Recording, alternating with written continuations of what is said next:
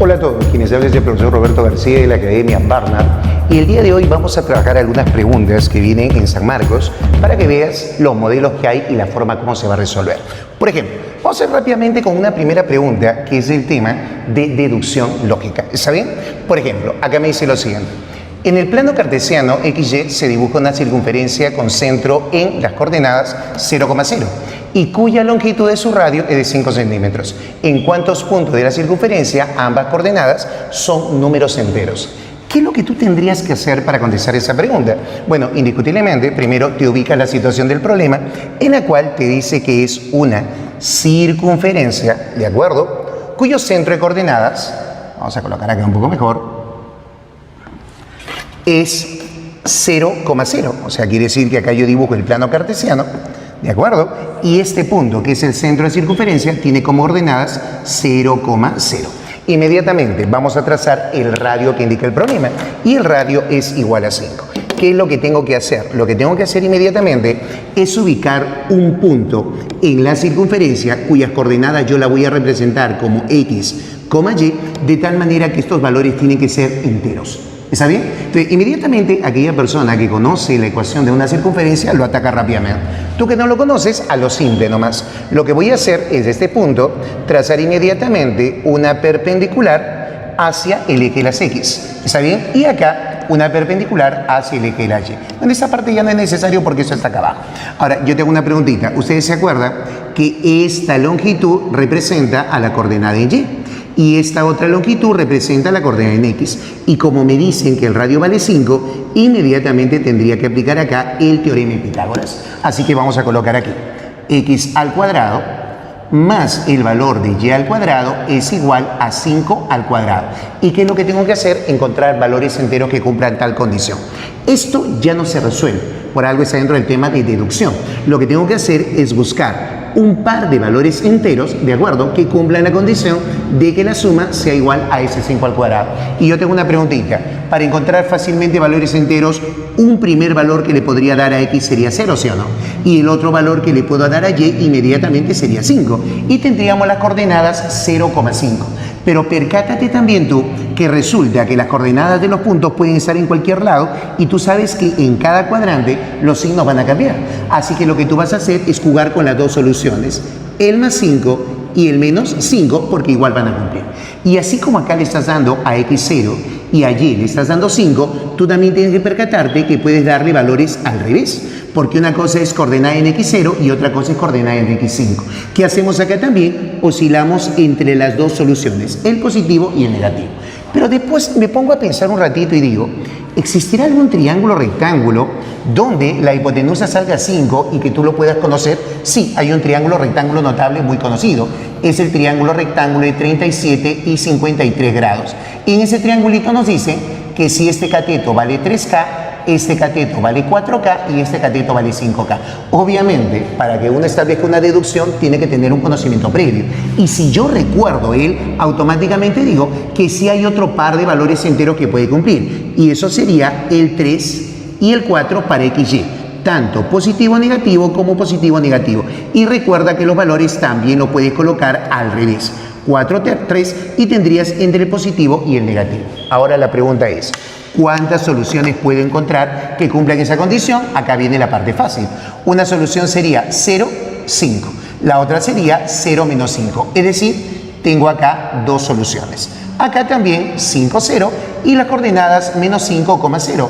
Tendría dos soluciones. Si me voy por acá, la solución será más con menos con más, menos con menos. O fácilmente dices tú, dos valores que toma él por los dos valores que toma el otro, tendría 4 soluciones más. Indiscutiblemente cumple la misma característica, son 4 soluciones y lo que haces al final es sumar. 4, 8, 10, 12. Por lo tanto, existen 12 pares ordenados que cumplen la condición de tomar valores enteros, vas a sus alternativas, márcala y se acabó el problema. Ya. Ahora, jovencitos, vamos a ir con un segundo problema que también viene en San Marcos, que está dentro de lo que conoce como deducción, ¿ya? Pero acá hay un pequeño detalle. Este tipo de preguntas, para aquellas personas que le encanta estudiar bastante, en realidad pertenecen al campo de lógica de clases. Y en lógica de clases hay estrategias para poder resolver. Sin embargo, San Marcos admite que para responder a este tipo de preguntas, lo que hacemos es graficar por medio de conjuntos. ¿Está bien? Lo que te voy a demostrar es que en la pregunta de San Marcos, tú puedes, aplicando un poco de la teoría de lógica de clase, no toda porque no encaja, ¿de acuerdo? Puedes marcar rápidamente la clave sin hacer mucho barullo en el problema. Me explico primero con la lectura. José es un renombrado historiador y de su conferencia anual sobre la guerra de Vietnam, él dio las siguientes afirmaciones. Tú sabes que San Marcos ya tiene la costumbre de hacernos una pequeña historia para introducirnos a lo que es realmente los datos del problema. Ningún vietnamita es americano y algunos valientes son vietnamitas. Me dice acá, si sus afirmaciones son verdaderas, entonces deducimos qué y nos vamos inmediatamente a las claves. Ahora, ¿qué te dije? San Marcos lo grafica por medio de conjuntos, pero para poder explicártelo mejor, dos cositas claves, ¿ya? En el tema de cuantificadores, la expresión ninguno se le conoce como cuantificador de tipo universal, ¿de acuerdo? Existe el universal negativo, que es él, y el universal positivo, que utiliza la palabra todos. La palabra algunos también es un cuantificador que se le llama cuantificador particular. Este caso es el particular afirmativo porque me está indicando que algunos valientes realizan una opción. Existe también el particular negativo, ¿de acuerdo? Ahora, ¿qué es lo que tú vas a hacer? Sentido común. Cuando tú tienes un cuantificador del tipo universal, en este caso negativo, yo me voy a quedar con lo que es universal, y yo observo que la siguiente premisa es particular, siempre se va a cumplir que su conclusión va a ser particular. Ese es lo único que tienes que utilizar en ese tipo de preguntas. Te repito, si yo veo un cuantificador del tipo universal, y tengo la segunda premisa que es particular, la conclusión siempre va a ser particular. Y mira cómo muere la pregunta. Acá me dice, algunos valientes no son americanos, es particular. Es una posible respuesta. Acá dice, ningún americano es valiente. Este es un cuantificador de tipo universal, se descarta esta alternativa. ¿De acuerdo? Todos los americanos son valientes, es un cuantificador del tipo universal porque habla de la totalidad, se descarta porque, te repito, la conclusión debe ser particular, ¿no? Muchos valientes mueren. La palabra muchos es también un cuantificador de tipo particular. Recuerda que el universal habla de todos los elementos. Si utilizo la palabra muchos, no estoy hablando de todos, por lo tanto es particular, así que sería posible respuesta. Todos los vietnamitas son americanos, inmediatamente es del tipo universal, se descarta. ¿Cómo terminas eliminando la pregunta? Recuerda que para poder generar una conclusión, yo tengo que encontrar una palabra repetida que recibe el nombre de término medio, ¿de acuerdo? Esa es la palabra de enlace entre ambas premisas. Por lo tanto, cuando tú establezcas la conclusión, tienes que hablarme de los valientes y tienes que hablarme de los americanos. Yo te pregunto, en la alternativa D, me habla de muchos valientes mueren, pero la palabra morir no tiene nada que ver con las premisas que me han dado. Se descarta la clave y marcas inmediatamente la acabó. Así es una pregunta del tema de deductivo, en el caso de este tema en particular que recibe el nombre lógica de clases. ¿Sí? Ahora sí, jovencitos, vamos a pasar a una tercera pregunta que también es típico y posible pregunta de examen de admisión para San Marcos, ¿no? Que es el tema de trazo de figuras, ¿ya? En este caso, es una pregunta que no está condicionada en función a dónde inicio el recorrido. Esas suelen ser las preguntas fáciles. Y más adelante vamos a ver qué ocurre cuando las preguntas están condicionadas sobre dónde comenzar. En principio, la figura que se muestra está formada por 4 cuadrados cuyo lado miden 2, 4, 6 y 8. Nos ubicamos un ratito. Si los lados miden 2, 4, 6 y 8, este cuadrado pequeño, su lado vale 2. El cuadrado más grande, su lado vale 4, por lo tanto él sería 2. El siguiente cuadrado, su lado vale 6, así que completando él sería 2.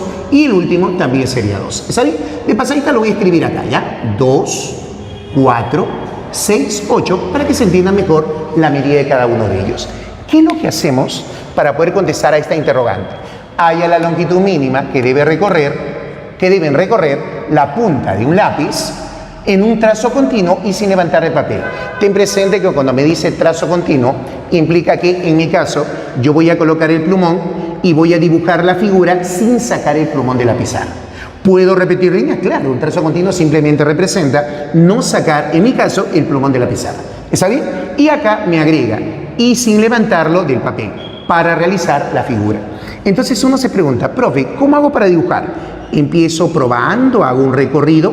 Indiscutiblemente ese no es el camino correcto porque eso te va a llevar mucho tiempo. ¿Está bien? Te voy a hacer recordar un poco de la teoría de Euler, ¿correcto? Que habla sobre este tipo de preguntas, sobre los llamados trazos de figuras.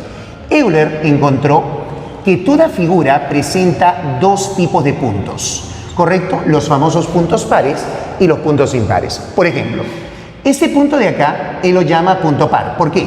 Porque para llegar a ese punto concurres una línea, 2 líneas, 3 líneas, 4 líneas. Como son 4 las líneas que concurre, a él lo llama eso punto par. ¿De acuerdo?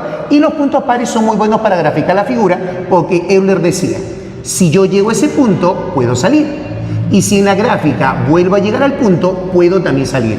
Porque al darse una cantidad par de líneas que concurren en él, voy a poder tener una entrada y una salida. ¿Está bien? Él también observó que existen figuras, por ejemplo, que tienen puntos impares.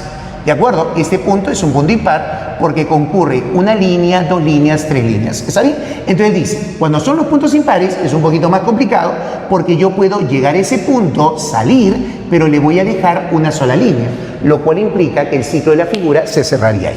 Entonces Euler llega a esta conclusión.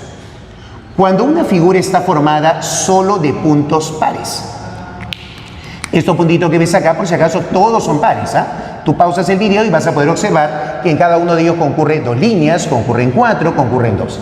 Entonces Euler dijo lo siguiente, si una figura está formada solo de puntos pares, la figura cumple un ciclo euleriano cerrado. ¿Qué quiere decir el ciclo euleriano cerrado? Que yo puedo dibujar la figura de un solo trazo sin repetir líneas. Y si quiero dibujarlo, puedo comenzar desde cualquier punto con la condición de que termino en el punto donde he comenzado. Por ejemplo, yo quiero comenzar por aquí. Hago la figurita, voy a hacer el cuadradito pequeño, luego termino y terminaré pues en el punto donde he comenzado.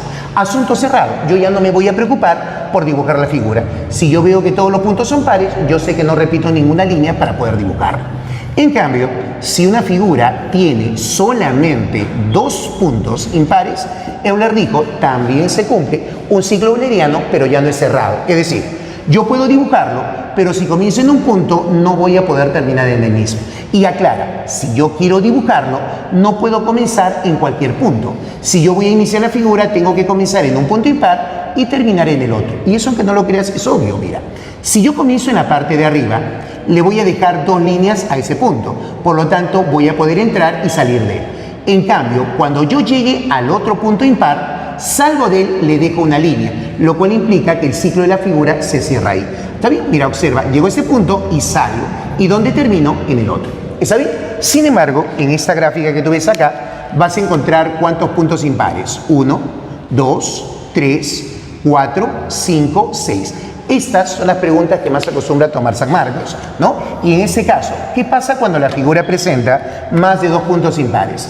Si presenta más de 2, es imposible dibujar la figura a menos que repitas líneas. Por ejemplo, si acá hay 4 puntos impares y yo quiero dibujarlo, tengo que ir inmediatamente al segundo caso. ¿Cuál es el segundo caso? Aquel que me dice que solo debe haber 2 puntos impares. Y los otros 2 puntos impares que quedan, tengo que eliminarlo. ¿Cómo se elimina puntos impares, jóvenes? Para poder eliminar, tienes que unir estos 2 puntos por medio de una línea. ¿Qué implica la unión? No es que yo le esté regalando una línea más, sino que quiero entender que esta línea es la que yo debo repetir. Por lo tanto, observarás que en ese punto ya no concurren 3 líneas, ahora con la repetida concurren 4. Punto impar se vuelve par. Este punto también se vuelve par. Por lo tanto, para dibujarlo voy a tener que comenzar en uno de los puntos impares y voy a repetir esta línea. Mira, comienzo por acá, hago la figurita, trazo una de las diagonales, repito la línea que te dije y trazo inmediatamente la otra diagonal. ¿Está bien? Esto tiene una fórmula que es deducible. Para poder saber cuántas líneas debo repetir como mínimo, tú simplemente cuentas los puntos impares. En este caso son 4. Le restas 2. ¿Por qué le restas 2? Porque siempre debes dejar 2 puntos impares. Y el resto de puntos impares los agrupa de 2 en 2. Por eso que al dividirlo entre 2 te va a dar el número mínimo de líneas a repetir. 4 menos 2, 2. Entre 2, la unidad, repito una línea. Ahora lo vamos a aplicar, por favor, en esta preguntita. En esta preguntita, por ejemplo, ¿cuántos puntos impares hay? 6, ¿no es cierto? Entonces, ¿cuántas líneas voy a repetir? Colocaré 6 menos 2 entre 2. ¿Cuánto me da eso? 4 entre 2, 2. Eso quiere decir que si quiero trabajarlo, dibujarlo de un trazo continuo, solamente voy a repetir 2 líneas. ¿Qué líneas repites? En principio, solo puedes repetir la unión entre puntos impares. Esa unión tiene que tener la menor longitud. Por lo tanto, rápidamente tú ves que la menor longitud, ¿cuánto es? Este 2. ¿Está bien? Ahora, mucho cuidado con creer que vas a repetir ahora esto. Eso no se hace. Nunca se repiten líneas consecutivas. ¿Por qué? Porque cuando tú repetiste esa línea, estos puntos los conviertes a pares. Si tú repitieras esta otra, volverías a hacer que este punto se vuelva impar. No te conviene. Tiene que ser siempre separada. Por lo tanto, buscamos la segunda línea y me parece obvio decir que es esta. Ahora sí, estos puntos se convierten a pares y estos dos serían los únicos puntos impares. Hago la figura, por ejemplo, desde acá, grafico todo repitiendo estas dos líneas y voy a terminar en él. ¿Es necesario que hagas esa gráfica? No, para nada, es una pérdida de tiempo. Lo que vas a hacer ahora simplemente es sumar las líneas que forman la figura y le agrega la suma de los números que se están repitiendo. En este caso, vamos a sumarlo así, ¿ya? Este lado vale 8. Este lado vale 8. O sea que hasta el momento, ¿cuánto tenemos? Tenemos un 16. ¿Está bien? Ahora le voy a sumar 2 más 4 más 6 más 8. Eso me da 20. Se supone que también vale 2, 4, 6, 8 y tengo el otro 20 y eso acumula 40 unidades. ¿Está bien? Si te has dado cuenta, al hacer eso, ya sumé toda la línea que forma la figura. Ahora, ¿qué vas a hacer? A este resultado 56 le vas a agregar la suma de las longitudes que está repitiendo. ¿Y qué está repitiendo? Un segmento de 2 centímetros y un segundo segmento de 2. Estos son los que se repite. Le sumas 4, resultado 60 y al toque marcas tú la alternativa B y ya tienes sus 20 puntos ganados. ¿Está bien? Listo ahí. Listo, jóvenes. Ahora vamos a pasar a un cuarto problema.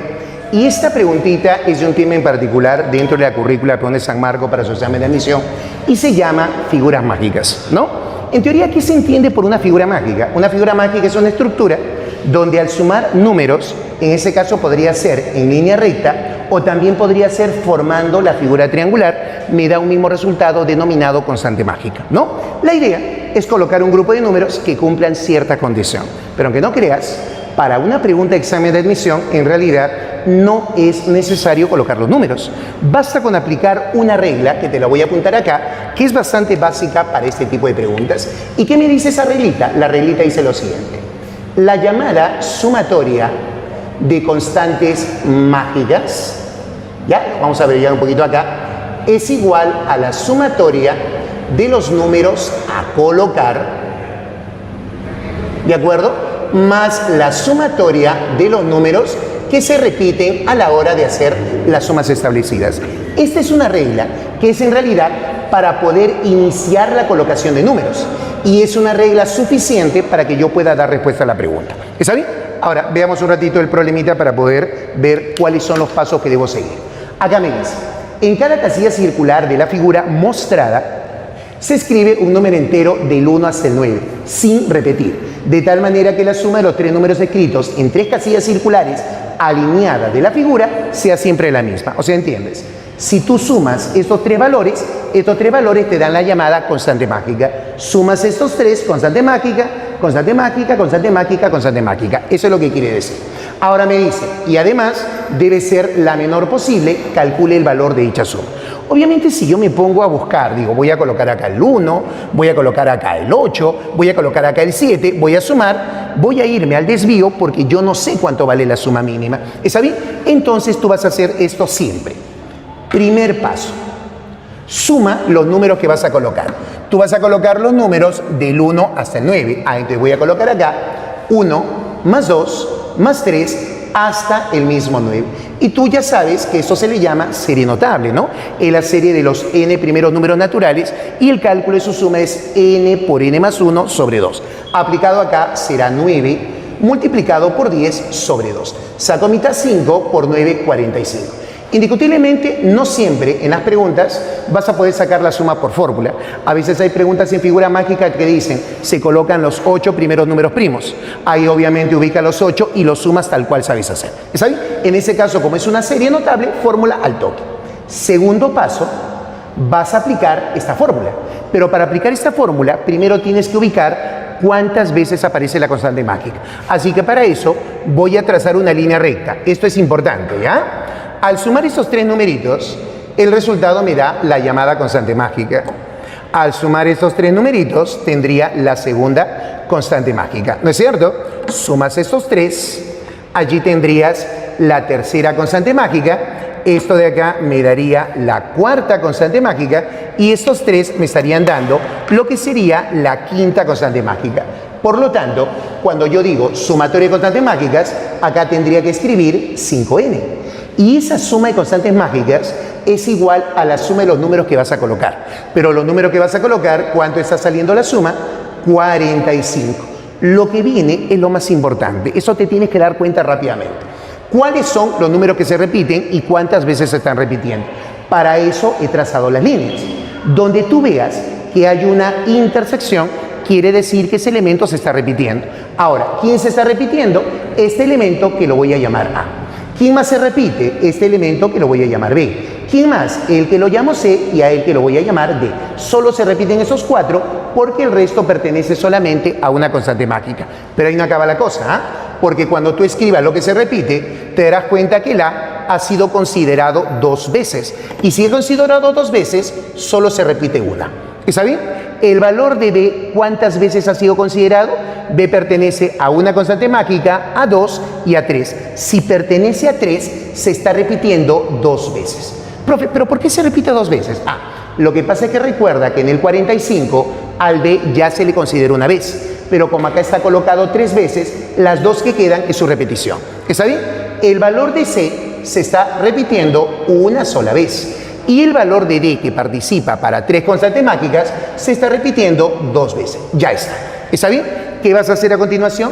A continuación vas a darle valores a ellos buscando ¿qué cosa? Buscando que la constante mágica sea mínima. ¿De acuerdo? Y como yo quiero que la constante mágica sea mínima, yo tengo que ver qué me conviene de los 3 valores que sea mínimo. Y los que tienen que ser mínimo son los que se están contando más de una vez. Así que yo probaría primero con 1, con 2. Y a los otros 2 le voy a dar 3 y 4. Yo te pregunto, si tú sumas todo esto, esta suma te va a salir un 3, el 2 por 1 me sale 2, acá tengo un 4 y 2 por 2 me sale 4. Tengo 4, 8, 10, ¿no? 13. Acá me estaría saliendo 13. Pero yo tengo una preguntita.